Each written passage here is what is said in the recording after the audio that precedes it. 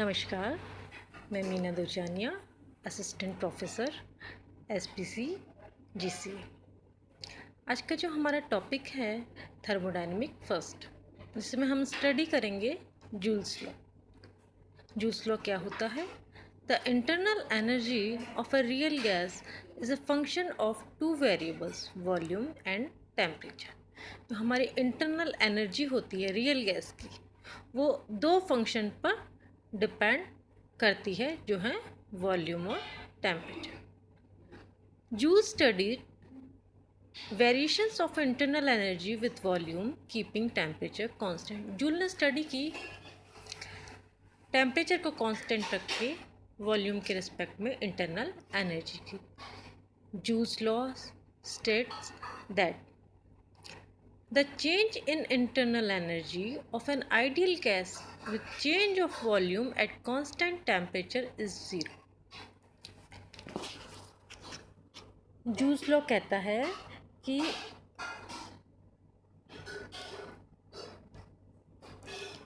Eight constant temperature पर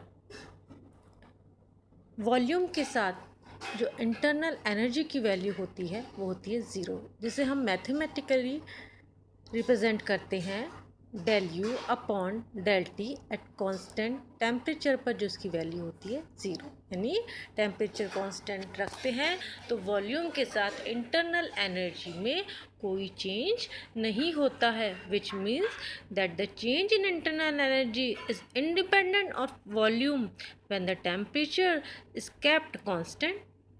the observation is the result of Joule experiment. Joules ने कहा कि जो हमारी इंटरनल एनर्जी होती है वो वॉल्यूम से इंडिपेंडेंट होती है। कब? जबकि हम टेम्परेचर को कांस्टेंट रखते हैं। तो जूल्स ने इसकी स्टडी के लिए एक एक्सपेरिमेंट करा, जिसे जूल एक्सपेरिमेंट कहते हैं। जूल्स ने एक सेटअप करा जिसमें हमें ये दो बल्ब दिख रहे हैं, ए जिसमें गैस फिल है, बल्ब बी जिसमें वैक्यूम है। ये दोनों बल्ब को एक स्टॉप कॉक एस के द्वारा जोड़ देते हैं। इस सेटअप को हम लोग वाटर में जो थर्मल इक्विलिब्रियम में होता है उसमें रखते हैं, जिसमें एक स्टीरर और एक थर्मामीटर लगा होता है। अब एक्सपेरिमेंट करते किस तरह है? जब स्टॉप कॉक लगी रहती है तब जो पूरा सेटअप होता है हमारा वो थर्मल इक्विलिब्रियम में होगा। तो टेम्परेचर हम नोट करते हैं जब गैस ए में, बल्ब ए में गैस भरी हो, बी वैक्यूम हो, तो टेम्परेचर नोट करते हैं। वो हो गया एक्सपेरिमेंट से पहले का। अब हम स्टॉप कॉक हटा देते हैं और गैस का एक्सपेंड होने देते हैं बल्ब बी में। जैसे पूरा एक्सपेंड हो जाती है गैस बल्ब बी में, पूरे सेटअप को थर्मल इक्विलिब्रियम में लाते हैं और हम टेम्परेचर नोट करते हैं। तो हम लोग ये देखते हैं कि एक्सपेरिमेंट के पहले जब हमने स्टॉप कॉक लगा रखी थी वो टेम्परेचर, और एक्सपेरिमेंट के बाद में जब हमने स्टॉप कॉक हटा दी तो दोनों का जो टेम्परेचर होता है वो इक्वल होता है। टेम्परेचर में कोई चेंज नहीं होता है। इसे हम दूसरी तरह समझा सकते हैं कि हमने जब गैस एक्सपेंड हुई तो बाहर से कोई प्रेशर नहीं लगाया, यानी कोई प्रेशर नहीं दिया, तो P जो एक्सटर्नल है वो क्या हो गया?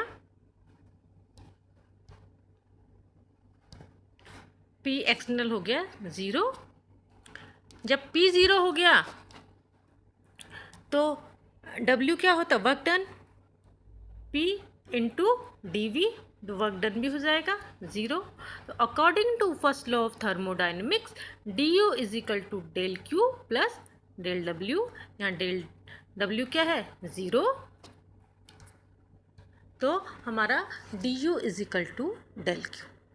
Further, as there is no change in temperature in the experiment, then del Q is equal to 0. Experiment के दौरान कोई हीट का एक्सचेंज नहीं हुआ, इसलिए del Q हमारा हो गया ज़ीरो। तो du हमारा हो गया zero. There is no change in internal energy of ideal gas as a result of free expansion. Free expansion में आइडियल गैस के लिए इंटरनल एनर्जी में कोई चेंज नहीं होता है, तो du की value 0. Thermodynamically it can be derived as following. हमें पता है कि इंटरनल एनर्जी वो फंक्शन होती है टेम्परेचर, वॉल्यूम और टेम्परेचर का.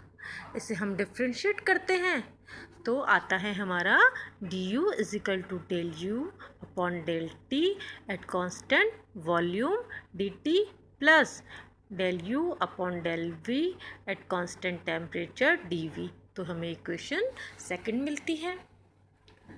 For an isothermal free expansion of gas, isothermal free expansion है तो dt 0, टेम्परेचर में कोई चेंज नहीं हुआ, देन इंटरनल एनर्जी 0, du और dt, यहाँ du 0, ये dt 0.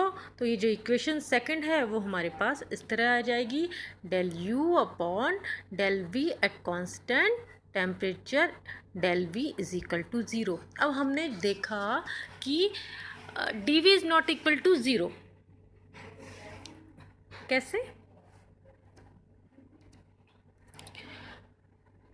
हमने गैस को एक्सपेंड होने दिया, तो जब गैस ए बल्ब से बी बल्ब में एक्सपेंड होती है, ए से बी में जाएगी तो गैस एक्सपेंड होएगी, यानी गैस का जो वॉल्यूम है वो इंक्रीज हो गया, यानी गैस का वॉल्यूम नॉट इक्वल 0.